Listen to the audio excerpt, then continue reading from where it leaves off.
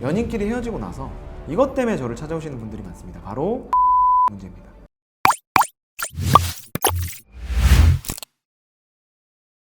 자, 오늘은 이제 부부 얘기 말고요. 제가 연인 얘기를 하나 좀 준비를 해봤습니다. 저한테 문의 오시는 것 중에 가장 많은 소송 중에 하나가 뭐냐? 바로 금전 문제입니다. 그러니까 사귈 때 우리가 뭐 그런 것까지 대주나 이런 생각을 하실 수 있는데 돈을 빌려주는 건 뭐 일상이고요. 월세 내주시는 분들도 있고 뭐 학원비 내주시는 분들도 있고 심지어 차 사주시는 분, 집 사주시는 분들도 있습니다.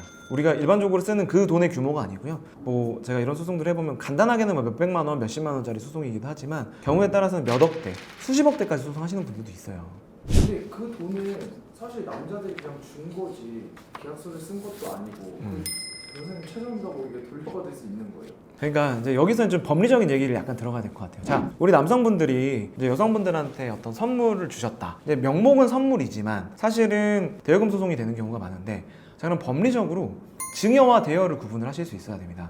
증여라는 거는 말 그대로 준 거죠, 준 거. 그리고 대여는 말 그대로 빌려준 겁니다, 빌려준 거. 근데 이제 남성분들이 꼭 여성분들한테 뭔가 물건이나 돈을 주실 때 어떻게 말을 하냐 그러면, 연애가 한참 잘 되고 있을 때는요, 이게 물건이 주고 받을 때 그 여성분들과 남성분들이 꼭 하시는 말씀이 있습니다. 여성분들은 물건을 받을 때 뭐라고 하냐? 오빠 너무 고마워, 내가 잘 돼서 꼭 갚을게. 별로 마음에도 없어요. 갚을 마음 1도 없거든. 빈말인데요. 근데 미안하잖아. 그래 고마워.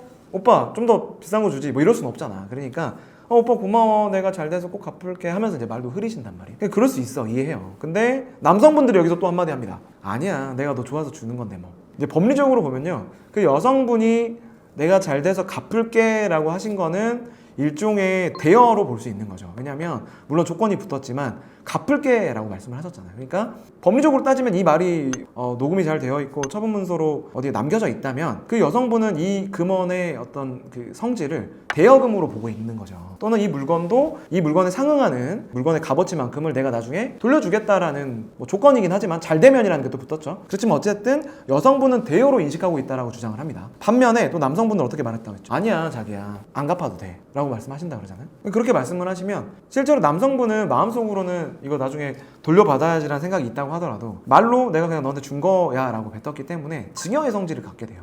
실제로 내심의 의사는, 양쪽 다 내심의 의사는 여성분은 그냥 받을 거고 남성분은 나중에 돌려받을 수도 있다는 생각을 하실 수 있지만 실제로 말은 반대로 돼 있는. 그렇다 보니까 이제 헤어지고 나서는 소송이 생길 여지가 있다. 그래서 남성분들이 특히 연애 초반에 여성분들의 마음을 얻기 위해서 여러 가지 선물과 뭐 별걸 다 줘요. 돈도 주고 차도 주고 집도 주고 합니다. 그러고 나서 헤어졌단 말이죠. 사실 좋을 때는 굉장히 좋지만 헤어지면은 어제까지 엄청 좋다가 오늘 당장 헤어지면 오늘부터 남이잖아요. 이제 남성분들이 여성분들에게 마음을 돌리려고, 혹은 남성분들이 잘못해서 헤어지셨다고 하더라도 오케이, 헤어지는 건 오케이. 근데 갑자기 내용 증명이 탁 날라옵니다. 제가 드렸던 이거 물건, 제가 계좌이체 해드렸던 이거 돌려주세요. 그럼 여성분 입장에서 굉장히 황당해요. 아 무슨 소리, 변호사님 이거 저 다 그냥 준 거예요. 명품도 그냥 주셨고 나한테 좋다고 내가 힘들다고 하니까 돈도 그냥 준 건데 이걸 이제 와서 돌려달라니요.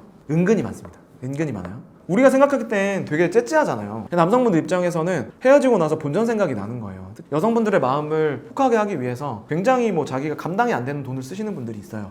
능력이 있으신데 그렇게 쓰시는 거야 괜찮죠. 근데 내가 벌이가 얼마 되지도 않는데 정말 너무 마음에 드는 인생의 어떤 동반자라고 생각을 하시면 거금을 쓰실 수도 있거든요. 근데 그렇게 썼는데 알고 봤더니 바람 폈던 여자가, 알고 봤더니 뭐 양다리였고 뭐 그런 여자였어. 그러면은 내가 썼던 수천만 원의 돈, 수억의 돈이 돌려받아야죠. 돌려받을 수밖에 없겠죠? 그러면 이제 소송이 되는 거거든요. 돌려받는 경우도 있나요?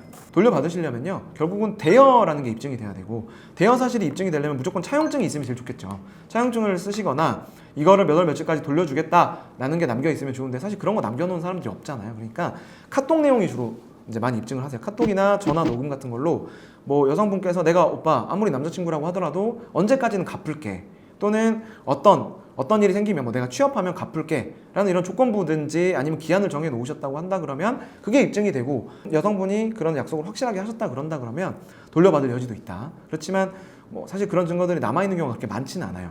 애매모호하게 대답하신 경우가 많고, 이 남성분들이 어떻게 여성분의 마음을 얻으려고 돈을 주고 선물을 주시는 건데 어떻게 법리적으로 꼼꼼하게 따져서 차용증 써라, 도장 찍어라 하시겠어요. 그래서 실제로는 입증이 굉장히 어렵습니다.